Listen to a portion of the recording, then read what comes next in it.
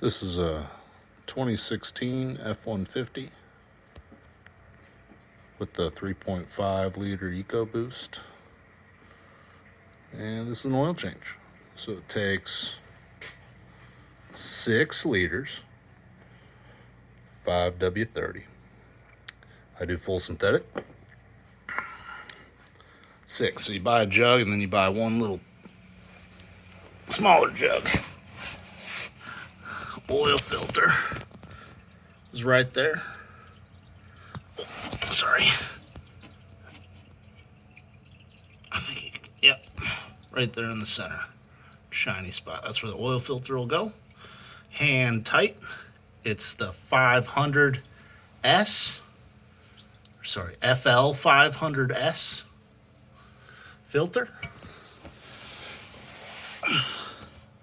And then I get up. I do the filter from the front, left-handed, feet towards the driver's side. Just twist with the left hand, super easy. Then I come under here, right behind the passenger tire, and I do this left-handed as well. Get on your back. You scoot down, and the plug is right there, right by that little sway bar or whatever bar. Drain her out, fills up a tray, and that's that.